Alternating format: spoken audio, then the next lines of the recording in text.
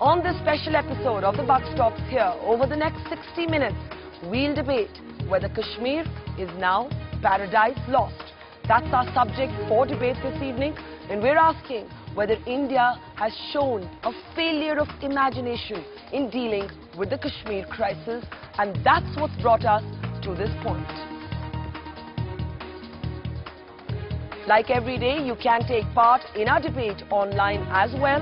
Our webpage is ndtv.com/buckstopshere. Remember, the debate is now open for your votes. And of course, like every night, you can tweet me. We'll run your tweets through the length of this special program being telecast tonight live from Srinagar. And we'll be running those tweets. My Twitter handles @Vedat. But first, let's get you started with the day's top story. The Home Minister spoke on Kashmir in Parliament today. Tragically, it takes for Kashmir to burn for New Delhi to turn its attention to it. His response came after L.K. Advani asked the government to issue a clarification on what was happening on the ground, pointing out that perhaps things had never been as bad as they are now for many, many years. Mr. Chidambaram acknowledged that the crisis at heart was political, and therefore the solution would have to be political as well. He also said that mingling in the crowd of genuine protesters were also armed militants, but that did not take away from the fact that at the root of this had been a tragic period of violence for Kashmir, and he deeply, deeply regretted the killings. He also appealed to parents and protesters to keep children among the worst sufferers of this crisis off the streets and away from the protests.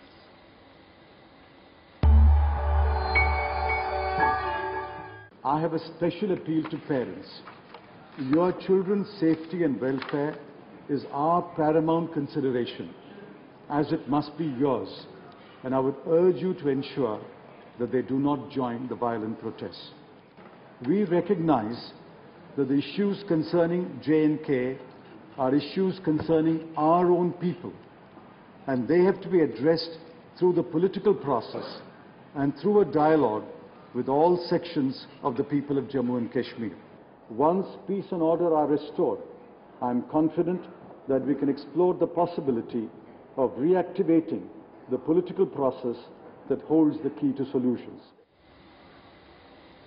So the Home Minister there talking about reactivating a political process, perhaps a much-needed statement from New Delhi, but only after normalcy returns. Today, the curfew appears to have held somewhat across the valley, except one more person did die, taking the toll, as we said now, to 40 civilian deaths. That's a devastating number. But also security forces are having to deal with police stations under attack, police vans being set ablaze, railway tracks being destroyed. And today an appeal to end this violence came from an unexpected quarter. Hardline Hurriyat leader Syed Ali Shah Gilani, recently released from custody, said this violence must end because violence only hurt the Kashmir cause and the image of Kashmiri protesters.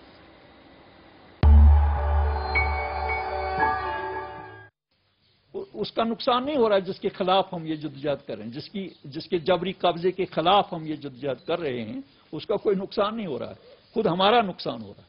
क्या इस पर सोचने की जरूरत नहीं है? इस पर ठंडे दिल दिमाग से सोचा जाना चाहिए कि नहीं, हमें अपनी मूवमेंट को बिल्कुल पुरअमन तरीके से आगे ले जाना है, कि पुरअमन डिमॉन्स्ट्रेशन हो, जहां रोका जाए नीचे बैठा जाए और फिर कहा जाए चलाओ गोलियां, हम सीना ताने हुए हैं, हम यहां बैठे हैं, गोलियां चलाओ। ये हमारा तरीक़ाकार होना चाहिए।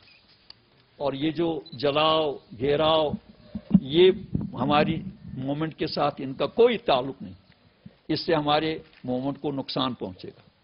आप दफ्तर जलाते हैं, कोई रेलवे स्टेशन का ऑफिस गिराते हैं, कोई और तकरीबी कार्रवाई करते हैं, ठीक है, रिएक्शन है, मगर रिएक्शन में हमको अपने बुनियादी उसूल को नुकसान पहुंचाने का ख्याल रखना चाहिए, उसको नुकसान नहीं पहुंचना चाहिए।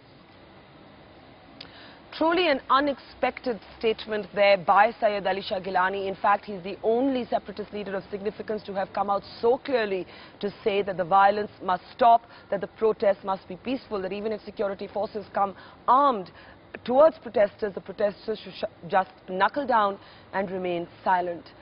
Now, what you often hear on the ground here in the valley is that the media does not report the real tragedy of the story of what's happening in Kashmir. No matter what side of the political and ideological divide you may be on Kashmir, I'm sure we can all agree that when it comes to children, it doesn't really matter what the politics is. Children should not be crushed and be caught in this inextricable cycle of violence, but they are, either as protesters or, even more tragically, as innocent bystanders, sometimes paying with their life for just being in the wrong place at the wrong time. The Home Minister today appealed to parents and protesters to keep children away from protests. But what about the damage that's already been done? And who will speak to Kashmir's children of conflict?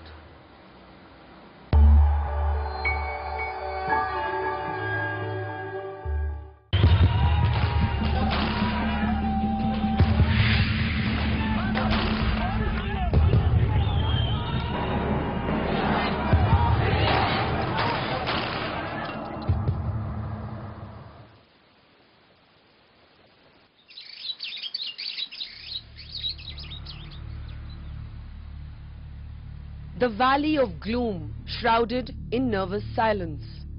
But ironically, the relatively empty streets and the lifelessness in Srinagar may actually be a source of some relief.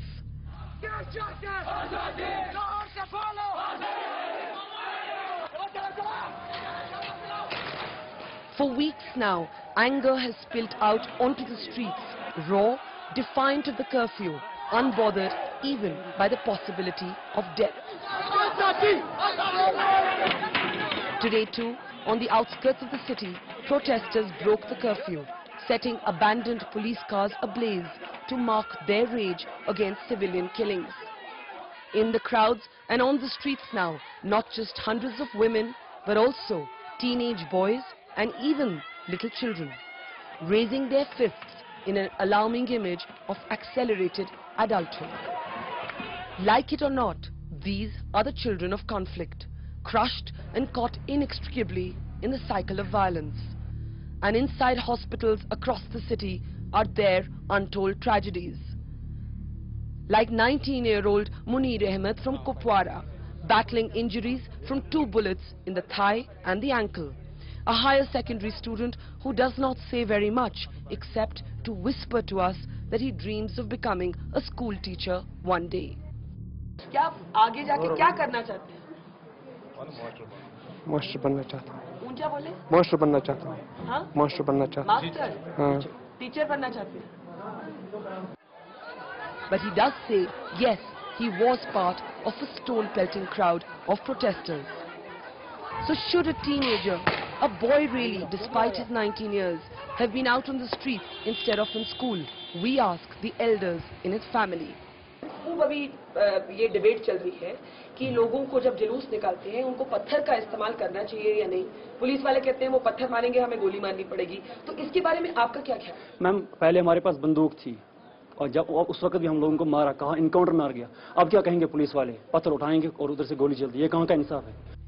It is this adamant anger that is drawing young people out on the streets that the government will have to find a way of tackling. But most tragic is the story of the children who are suffering just because they were in the wrong place at the wrong time. In fact, it all began with the death of 17-year-old Tufail Mattu, who was merely walking back home from school when a tear gas shell burst open his skull. These posters in his house only underline the unraveling tragedy of Kashmir. Tufail is not the only one. Today in this hospital we meet a distraught mother, unable to leave the bedside of her 15-year-old son. Amir Ashraf from a village in Bandipur was leaving the local madrasa after reading the Quran when a bullet ripped open his leg and dislocated his hip. He says he has never been part of any street protest ever. School में पढ़ते हो? हाँ। कौन सी class में? 9th में। और वैसे जब ये जुलूस वगैरह होते हैं आप हिस्सा लेते हो उनमें? नहीं। कभी भी नहीं? कभी भी नहीं लिया? अभी दर्द हो रही है टांग में? हाँ हाँ, बहुत पेन। तो कैसे, कहाँ से फायरिंग लगी आपको? हाँ? जब आप मदरसा जा रहे थे, क्या देखा आपने सड़क पे? मैंने देखा फायरिंग हो रही है और मैं रास्ते से तेज चल गया था।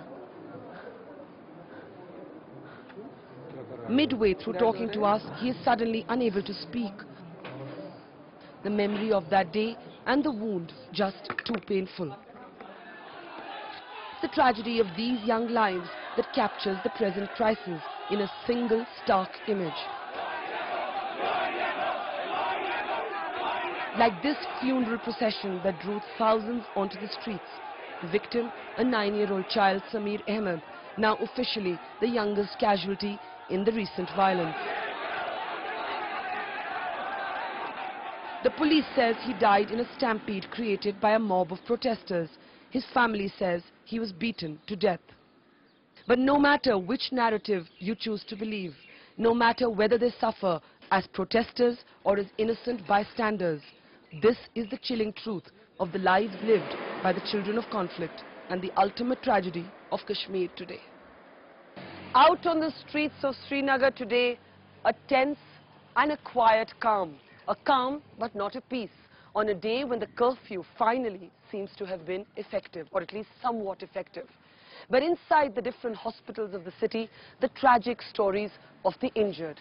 Perhaps the most depressing and disturbing dimension of the recent strife, the almost unbreakable cycle of violence, has been the fact that several of the deaths have been those of teenagers and even little children, the youngest and most recent being the death of a 9-year-old child. The government has made a formal appeal to protesters to not bring or use children as part of the street protests.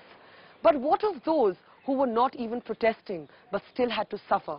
Whether it was the story of Tufail Mattu that actually marked the beginning of this cycle of violence, or the story we saw today of 15-year-old Amir Ashraf. It is these families, civilians, ordinary people who need some visible empathy from the political leaders, both in the state government and in New Delhi. In Srinagar, Barkha Dutt for NDTV. So who will speak and reach out at least to the children who are living in the shadow of conflict, whether as protesters or innocent bystanders? On the program today, we look at whether the Kashmir crisis is because India has failed in a sense to come up with an innovative and sensitive approach. Our special panel tonight on the buck stops here, coming to you live from Srinagar. With me here in Srinagar, Muzaffar Beg, senior leader of the PDP, Siddiq Wahid, well-known academic and analyst on Kashmir affairs. Joining us also tonight from Delhi, Mehboob Beg of the National Conference.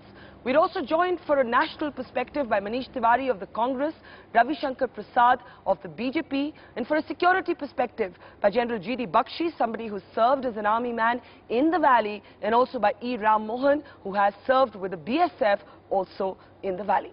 Let me start, if I may, with you, Mehboob Beg. We've seen two statements today, one by the Home Minister, Mr. Chidambaram, and one which is a rather extraordinary statement by Hurriyat leader Syed Ali Shah Gilani, actually asking protesters to end violence. How come we have seen this statement from a separatist and not really from any of the mainstream parties with any force or vigor? Barkha, both are very, very important. Coming from the Home Minister, coming late, very, very late, I must say, because we have been hearing from Government of India from day one. If I quote not the Home Ministers, Prime Minister Pandit Jawaharlal Nehru, in Srinagar Lal Chowk, he promised to the people of Kashmir that we will hold plebiscite in Kashmir, and if you express and you are not willing to come and join us, it will pain us, but still we will accept us. Barkha, it went on. Second Prime Minister of India said that short of Azadi, we are ready to give you everything under the sun. Then third Prime Minister says that sky is the limit. And present Prime Minister nominates committees, and those committees give you recommendations, and one and all say that Kashmir issue is political in nature and it has to be addressed politically. So far, no action. So, I would request Home Minister, so Mehboob Beg, if I understand you right, kindly, they have to act now. It's the time to act, because so much blood has flown down the Jahannam. The time has come to act because there is a huge trust deficit I understand what between you're people saying. of Kashmir and the rest of the country.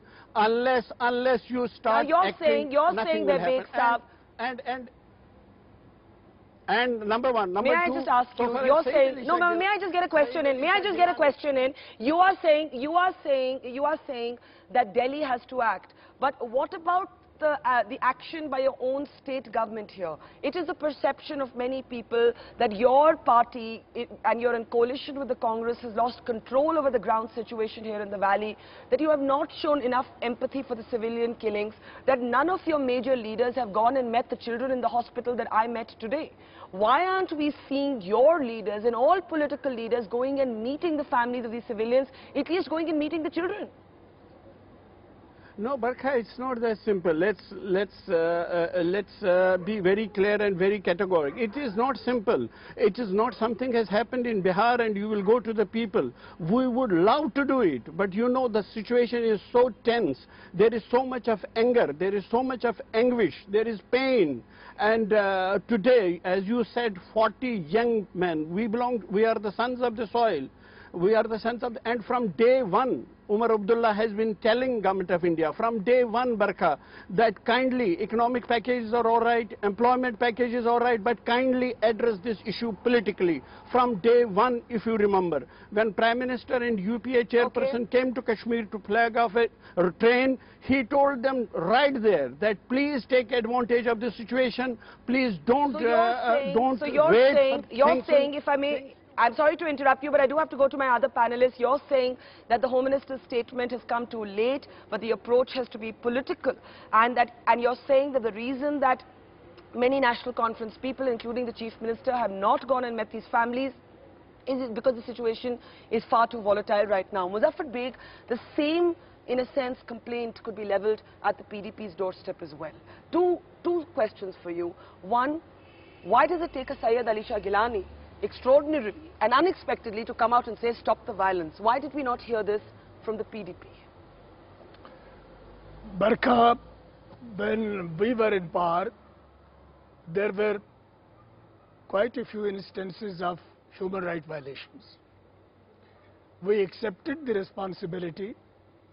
We went with the Corps Commander, apologized to the families who had suffered human rights violations. We went to the people, our Chief Minister went to the people and offered to resign. It's a question of accepting responsibility and apologizing to the people. In this case, we didn't see anyone going to the people and apologizing. What about Mehboob Beg's argument that it's too volatile, and Omar Abdullah has made the argument that it sometimes worsens the situation to go to these areas? Situation, there were human rights violations, innocent people were killed. I went with the Corps Commander, we touched the feet of the people, the Corps Commander and myself, and people forgave us. In this case, the government tried to justify innocent killings and later admitted the killings were innocent. Now we are not trying to score points. Maybe the Honorable Chief Minister was not properly advised. In the first 6 killings, Mahbooba Mufti went to the, even in this series of killings, in the first 6 killings, Mahbooba Mufti went to the families of the bereaved families and asked for forgiveness even though we are not in power. On the 7th occasion, she was attacked because we were seen as part of the Indian system. And we were then told by the security machinery of the state government not to go. Not to go. But that brings me to my second question, and if you can answer that briefly. Mr. Gilani makes an appeal to Kashmiri protesters, says violence when you set ablaze police stations, when you attack railway tracks, hurts the image of the Kashmiris. Stop the violence. Why did the PDP not say this?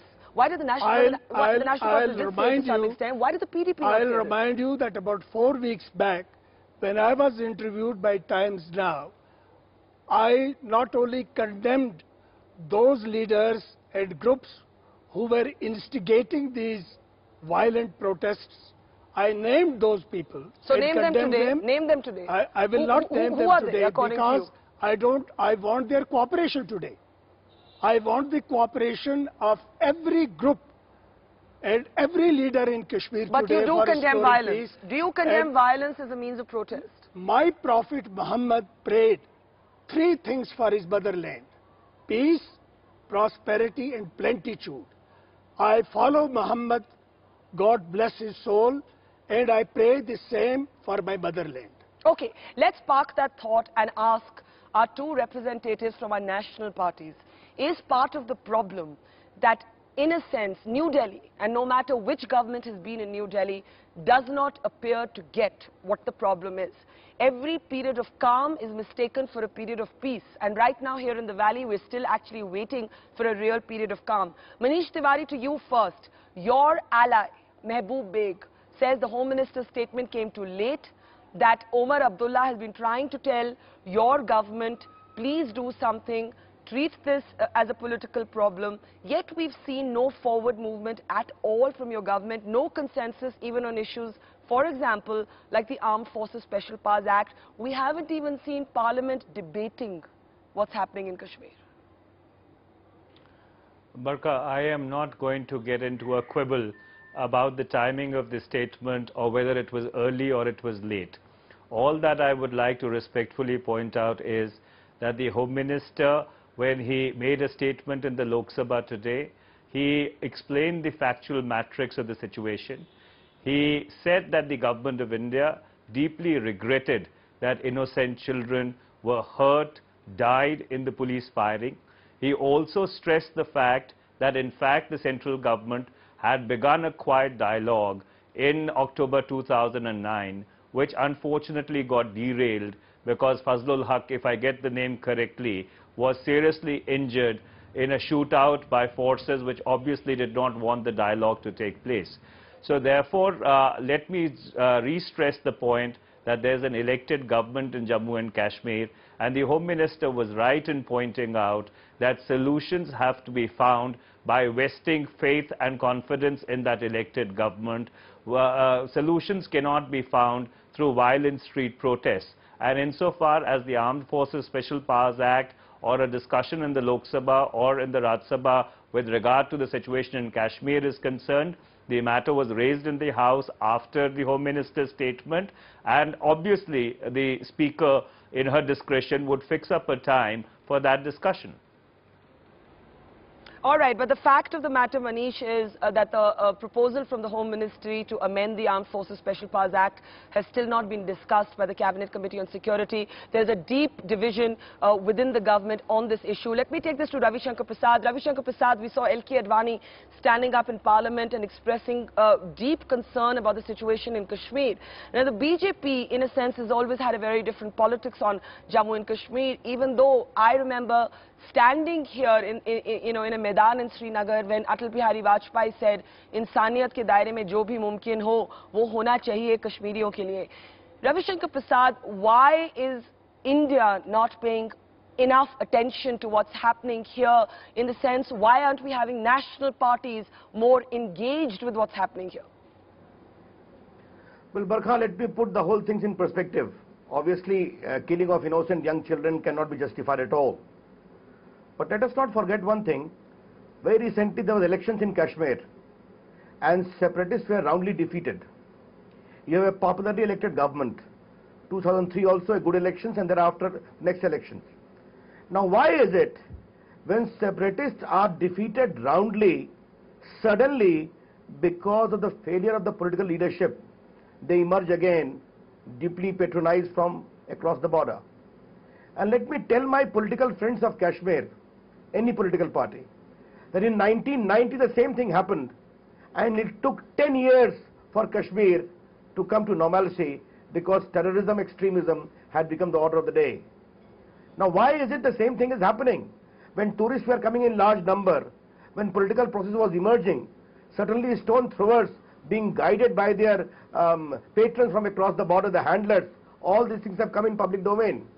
Therefore the first request I would make today, we are a small party in Kashmir, but to the political leaders of Kashmir political parties, please rise to the occasion and don't allow Kashmir to revert again to the cavity it suffered for full 10 years.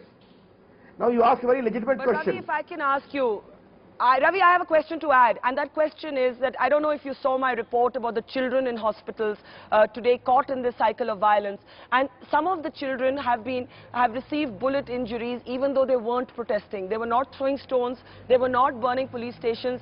It was a 15-year-old just caught in this morass. Do you not think that somebody needs to reach out to these children, that you can't just paint this whole thing as being about terrorism in Pakistan, that we're in denial if we do that? Barkha, you may have noticed I began my statement, no justification of killing of children or injury to them. Therefore, you are supporting my point.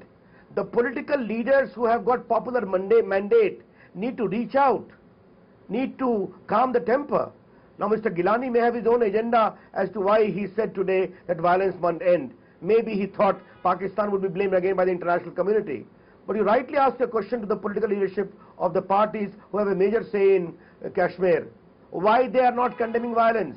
After all, can we deny that certain substantial measure of sponsored violence is also going on? After all, law and order has to be restored. The order of the day has to be there. Let me take this to... Now one thing, just one thing more. Yeah. You made a very interesting point. It was asked of Bajpayee ji. He said in his own telling poetic voice, इंसानियत के दायरे में बातचीत हो सकती है. You remember Advani was Deputy Prime Minister, Hurriyat leaders came to Delhi, they had a dialogue. I am sure Congress party also encouraged dialogue. Dialogue is there, but we cannot ignore the fact there are elements in Kashmir who are patronized from across the border. Whenever they lose elections, they create this scenario. And the political leaders who have got popular mandate need to understand this challenge. That's equally important. And if there are troublemakers, they will have to be dealt with firmly. But Ravi, the fact is, Srinagar, all 8 seats were won by the National Conference. I mean, this has it been a case of frittered opportunities? But Muzaffar Beg and Siddiq Wahid, I want you to pick up on this point that Ravi Shankar Prasad makes, and a lot of people have made. Not just why is there not enough condemnation of violence, but we saw an interesting appeal by Chidambaram today saying, keep the children away from the protests. And I'm asking this because, I think that is something we can all agree on. When children die, whether they die as protesters or they die as innocent bystanders, there can be no justification no matter what your ideology is.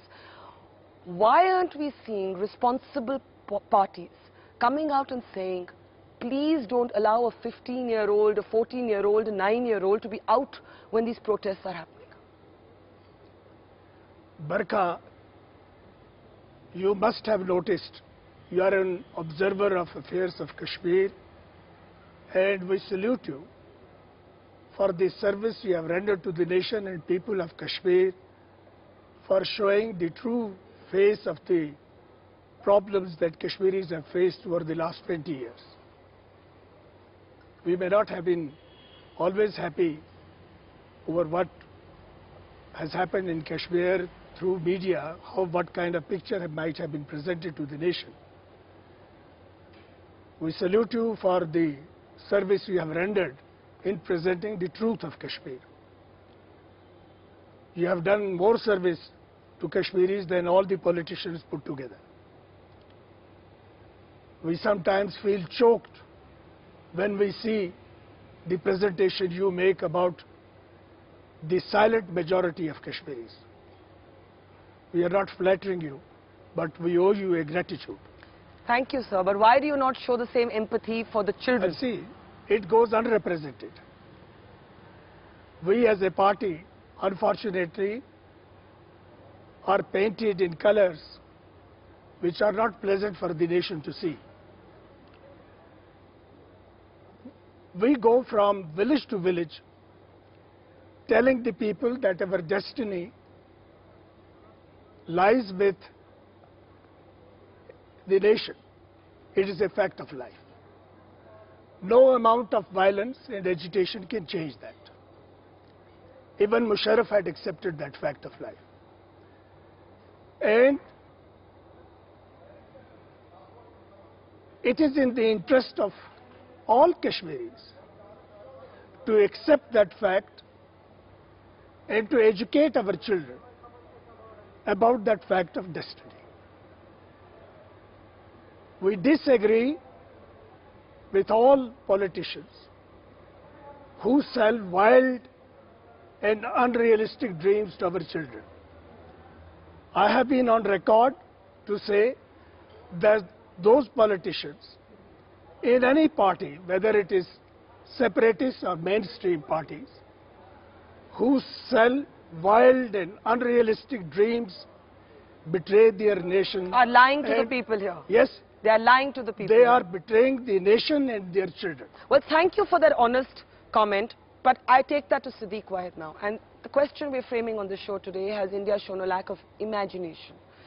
Ravi Shankar Prasad, coming from the prism of the BJP, believes it's been a failure of local governance that's created a vacuum, that opportunities have been lost. But do we make the mistake of confusing quiet on the streets of Kashmir for peace on the streets of Kashmir?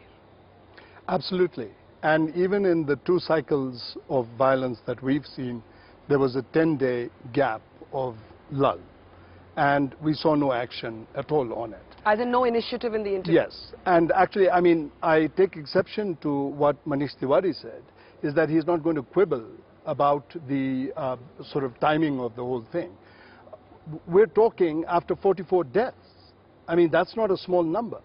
We're talking after Kashmir has been burnt. We're talking after people were protesting in the beginning without even throwing stones, and a man was killed, you know, and nothing happened after that. So I think that timing does matter.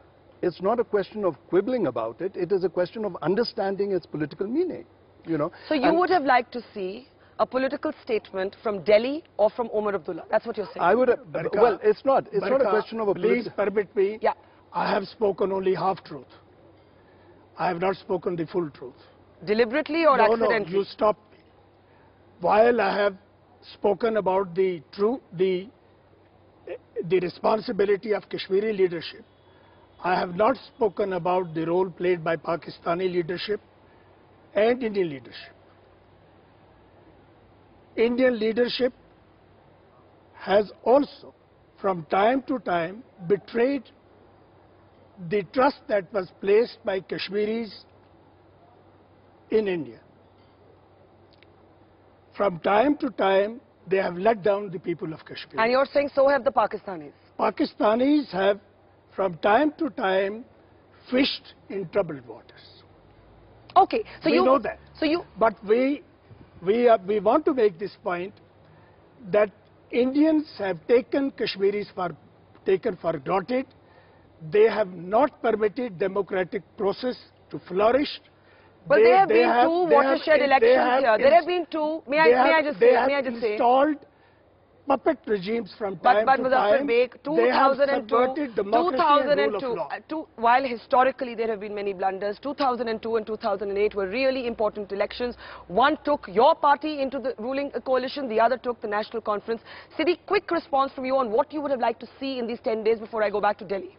I think it's very, I mean, in the 10 days, if you had taken an assessment of the situation, it was very clear that 2 things needed to be addressed. One was, of course, the law and order situation, which is a state subject, granted, and certain things should have happened within the state. But it is the symptom. The cause is something quite different, and the cause is the political issue. And Delhi is not just in denial of it, it just doesn't get it. It doesn't understand even today, you heard today, I mean, the BJP is saying, that BJP begins with Kashmir being an integral part of India and so forth. And the issue is... But even Beg Saab says that. I think every party accepts I know that, today. But the people who are angry... Even Pervez Musharraf's 4-point formula was based on that. But the people who are angry on the streets are challenging the sovereignty of India and questioning it. Now, what is wrong in discussing it with your own people? Okay, I mean, that's the statement that Mr. Chidambaram actually used today. I'm waiting to get Manish Tiwari back on this panel. But before we go to the 2 military and security personnel, Ravi, quick response from you on what we're hearing so far about Delhi not getting it and the BJP especially being in denial, which I find quite ironic because your party initiated a dialogue with the Hurriyat before the Congress. It was under your party that Fazl Haq Qureshi, now fatally attacked, actually mediated with the Hizbul Mujahideen, which had never happened before. So why is the BJP so much more hawkish, out of power than in power? Barkha, let me put 2-3 things very clear in perspective. I'm happy to see that some of my Kashmiri politician friends today are speaking very honestly. But they need to be a little more honest. When we talk of Kashmiri people, we also need to reflect as to what is the condition of Kashmiri people under Pak-occupied Kashmir. They are denied democracy, the quality of life is very poor, and everything we know, which is a mess in Pakistan, is too evident in the Pak-occupied Kashmir. They need to see them as well. In contrast, as you rightly pointed out, we had 2 very fair elections, one during our regime and one in the regime of Dr. Manmohan Singh. Yet, the political leaders who were given overwhelming support by the people of Kashmir did not live up to the expectations required of them. And that I repeat, Kashmiri people voted you. Why did you leave the initiative in favor of the separatists who were being patronized from across the border? That hard fact we cannot wish away. I think it's an important question, and Mehboob Beg will answer that, and I'm also still waiting to get Manish Tiwari back on the panel. But on the security perspective, General Bakshi, to you first. There is a kind of backdrop of the Armed Forces Special Powers Act debate, which actually the Home Ministry wants changes in. The Ministry of Defence is saying no. But there is also the very serious question of the fact that our security forces do not seem to be trained, and I'm not for a moment undermining the fact that soldiers are suffering on the ground as well, and I'm not taking that away. But do you think, General Bakshi, that they need better training in non-lethal weapons, in crowd control, in handling mobs, in handling children and women as part of those mobs? General Bakshi.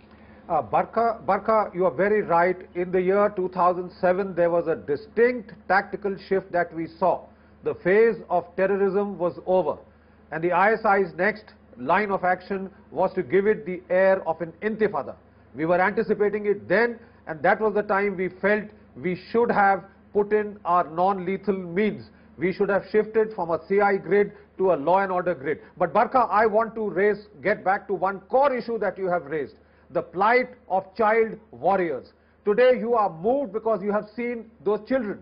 I have had to face from 2000 to 2005 children as old as 12 and 13 holding AK-47s and AK-56s, shooting at us and getting shot in turn.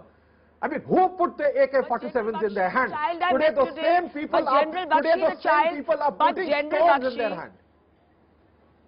General Bakshi, but today one of the children I met had not held an AK-47, he had not even held a stone.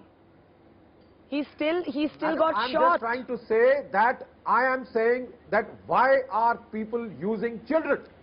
Why are people putting children up front in this fight? Can I? Okay, I think we need a response here. Yeah, Siddiq. I think, now you're giving stones. Siddiq. I have a problem. I have a problem here in reference to child warriors. These are not warriors. These are people who have come out to protest.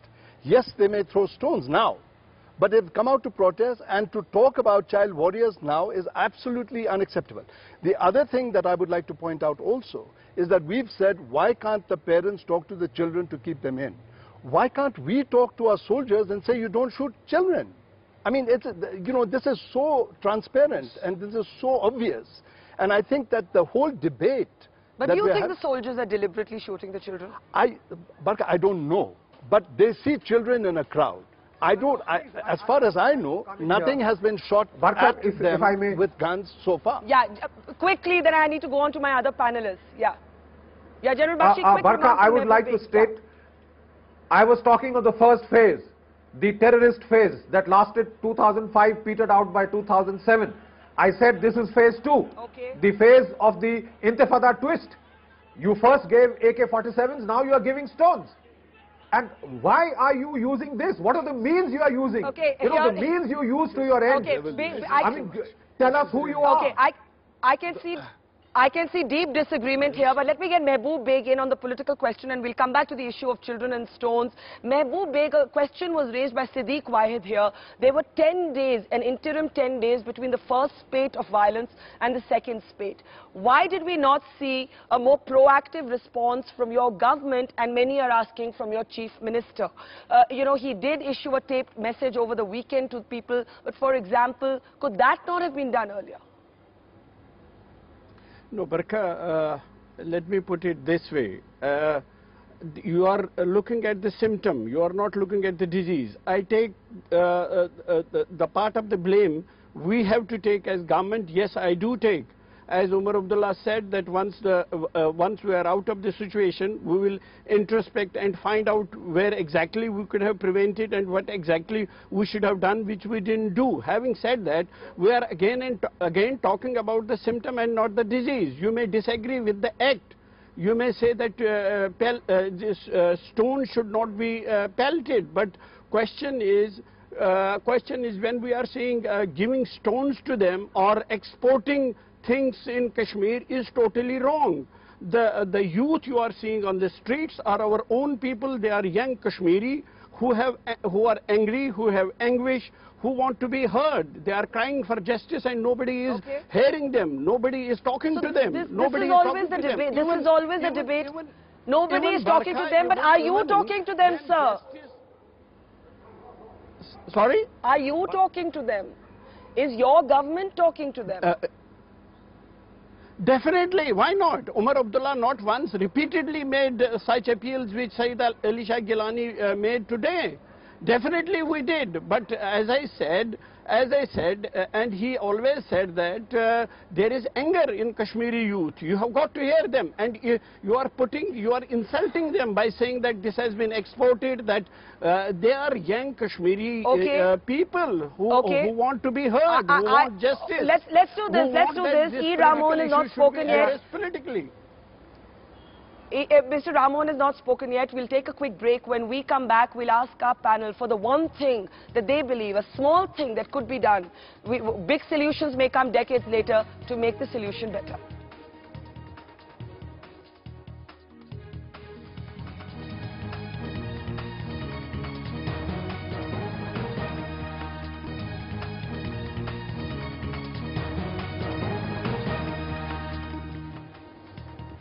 Welcome back to the special episode of The Buck Stops Here, coming to you live from Srinagar.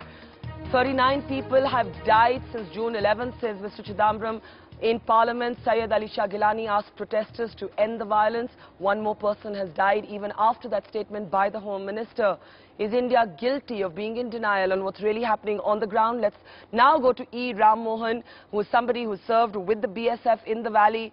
Mr. Ram Mohan, it's interesting that it was the army chief who actually said that the political initiatives had not actually been enough to build up on the military gains. What's your reading of what's happening, this very hostile interface between the man in uniform and the street protester today on the streets of Kashmir? I have only got to tell one thing. I am nobody to talk about the political process. When crowds come out onto the street, you need a specialized force to handle it. And I personally thought, in the background of the situation in Kashmir, by and large it should have been the Kashmir police who should have faced the mobs, not the CRPF. The CRPF coming in front gave it a sort of a fight between Kashmiri people and Government of India, because the CRPF is a central government force. Secondly, I thought that there should have been some other methods used as far as this dispersal of mobs are concerned. Now, everybody is talking about children getting killed, and that young child who was killed with a tear gas shell. See, nobody has fired that tear gas shell at that child. Firstly, adults should have seen to it that children of that age are not sent into the roads when such a situation is developing. They should have been kept at home. Tear gas shell fired in the air, it goes in a big arc and falls at a distance of 200 to 300 yards away. It can hit anybody, and if that shell hits somebody on the head, he will get a skull fracture. So, you see, it's very difficult to accuse a paramilitary force which is operating there that they should not have fired a tear gas shell. A tear gas shell is supposed to be fired in a sequel so that a curtain of smoke comes up and the mob doesn't go ahead. Always it's quite possible that a shell can hit somebody because it's always fired in the air, because it has to have a trajectory. Mr. Ramon, fair point, but would you concede that our security forces on the ground clearly need a different kind of training to counter what they're dealing with? I have seen, because they're dealing with people, they're dealing with women, they're dealing with children. I have noticed only one thing in the way the paramilitary force is operating here. You see, normally in a when a mob is coming and the paramilitary force advances to meet the mob, they should be in an echelon. I found here that there are two mobs. One is the civilian mob, which is naturally absolutely irregular. But the paramilitary force which was going to meet them was also in an irregular formation. I personally thought that was not very correct. They should be in an echelon and they should not break that echelon. Automatically the crowd will in that case retreat. But the main issue here is, why were the crowds allowed to come out in the very beginning? If there is a political process required, there is a political leadership. They have won the election. They should have gone forth to meet the people. We didn't see anybody moving around inside the towns and the mohallas and the villages talking to the people about this. Appeals may have been made, I but think that's a fair point. Appeals may have been made, but that is not enough. The political leaders should have gone into the mohallas, into the villages, talked to the people. And particularly one thing, why are young children allowed to come inside? If you say that the parents are at fault, I wouldn't say. I think even the political leaders are at fault for that. You see, when a political leaders are at fault, Yes, Mr. Ramon, complete your thought. Some of the paramilitary force personnel get hurt. A time may come when they have to fire.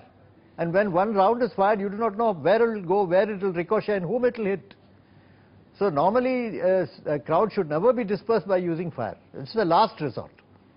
And in most of the cases when police stations have been attacked, CRPF posts have been attacked, there's no choice for them. They have to fire. Okay, let me take that to the politicians now and then get last comments.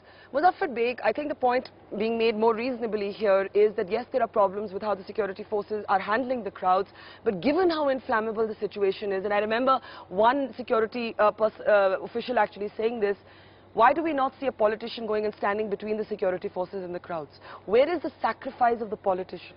Where is the sacrifice of the Kashmiri politician? Children are dying, young people are dying, soldiers are dying. And yes, party cadres at a time have faced and really lived in the shadow of violence. But today we are not seeing the Kashmiri politician out on the streets. Barkha, my conscience tells me that I should go and face the crowds. Maybe I'll be killed. Quite often I think I should be ready to be, if mobs want to kill me, I should be ready to get killed. But as Mahbub Beg pointed out, the chances are that even if Mr. Gilani goes and tries to control the mobs, even he will be killed today. You're saying even if Mr. Gilani does not have influence today with the crowds, that there's nobody who has influence? We have heard that there are adverse reactions to what Mr. Gilani said today, as there were adverse reactions to Salahuddin's suggestion for moderation. That's the kind of rage we are facing today. Lot of our party people are suggesting to each other that we should go and face the mob. If they want to lynch us, then let it be so. But you know, you're saying something very important. You're suggesting what Omar Abdullah alluded to in Delhi, that this has now reached a point where nobody has influence. Siddiq, do you agree with that? Yes, I do. I mean, I should say that I don't think that nobody has any influence, but I think that it has gone out of control. And it's gone out of control out of two things. One is ignorance and two is neglect. Ignorance of the ground situation in Kashmir and neglect of it. And so I think that that's the thing to address. I think that to ask politicians now, you know, to go out into the crowds and everything like that, I don't know to what extent. I don't know to what extent. But do you accept his argument that even Mr. Gilani, yes, yes, of course, Salahuddin of the Hizbul Mujahideen. Absolutely, and that's a scary thought. What is it telling you? It's telling you two things, neither of which spell good things for Delhi. Number one is that you have an eminently educated young political class growing up in Kashmir, arguably perhaps more politically educated than anywhere in this country, number one. Number two, it may mean also that we've gotten even more radicalized. You know, let Delhi contemplate that. I mean, for its delays, for its procrastinations. I think that that's what we need to address. Ravi Shankar Prasad, does any of this convince you or cajole you into changing your mind on the approach to what's happening here? Well, Barkha, it only saddens me that those political leader friends of mine who have won so convincingly hardly a year ago, today are lamenting that none of them have any authority. Now what is more required to be done? Therefore, they have allowed the conditions to completely slip out of their hand by their complete inaction. And if that is the situation, Kashmir has to be won. Those who are troublemakers need to be firmly dealt with. And that's what the force is about. I am not justifying the killing of the children, but one question rightly asked by panelists is, why the children are put in the front? Therefore, if the politicians are reluctant, they cannot go, Kashmir is burning, and separatists from across the border are creating havoc, what would India do? What would Kashmir do? Or what does governance mean? To reclaim the space, that space can only be reclaimed by some amount of force application that we cannot wish away. Having said that, it is equally important that we cannot forget that colonels have been killed, majors have been killed, our army forces have been killed. Therefore, we cannot wish away those hard realities as well whenever we talk about any Kashmir solution. Yes, dialogue ought to be there. I would say the government of India, the kind of immediate counselling and help that was required. It is also a Congress government, Barkha, don't forget it. It is not only a National Conference government, but Congress is a part of the coalition in Kashmir who have also been voted in. What is Congress doing? These are larger issues. Therefore, reclaim the space, restore the order and resume the dialogue process. That's what. And Kashmiri people need to remember that their destiny lies with India. I again repeat, those who are under Pak-occupied Kashmir, their pitiable condition in complete undemocratic conditions is too well known. And the destiny of the Kashmiri people lies with India, and we have also a stake in Kashmir because our Kashmiri brethren are part of India. Mehboob Beg, I'm just going to end with asking you, do you concede that mistakes have been made by your government? When I was interviewing the Chief Minister earlier, he actually was candid enough to say that he would have to rebuild his credibility brick by brick. And he accepted, in a sense, and he said this, that he was in some ways, and that became a banner headline, a lousy politician. Now, do you accept that the government here has made serious mistakes? Barkha, lessons have to be learned. Lessons have to be learned by one and all. Then alone we can improve the situation in Kashmir. Having said that, the space we have lost right now can be reclaimed only if whatever Home Minister has said today, he acts on that, addresses this issue politically, because there is a huge trust deficit right at the moment between people of Jammu and Kashmir and rest of the country. And that bridge can be, you can only do that, you can only achieve that, you can only narrow down that gap by addressing this political issue politically, by at least starting implementing the recommendations which were put forward by the committees which were formed by the Prime Minister himself, and one of the committees recommended that greater autonomy to a great extent should be restored. Mind you, restored. We are not to be given autonomy. It was given when Mr. we had negotiated our relationship. Autonomy, of course, is the autonomy proposals, the self-rule proposals, Musharraf's 4-point formula, they've all been gathering cobwebs because perhaps the mistake that successive governments make is, as I said earlier, to confuse quiet on the streets for peace on the streets. But just a last cynical thought, the trust deficit, Mehboob Beg, is not merely between Srinagar and New Delhi. At the moment, as many panelists have pointed out, it seems to be between an entire young generation of Kashmir and all politicians. I'm not singling out any party, and that is truly the alarming thought on which we end this program today, in the hope that somebody in New Delhi, as Siddique Wahid says, finally gets it. Thank you for watching. Muzaffar Beg, Siddique Wahid, Ravi Shankar Prasad, Manish Tiwari, sorry we lost you earlier in the program, General Bakshi, E. Ram Moman, Mehboob Beg. Thanks you, and we'll see you tomorrow night at 10.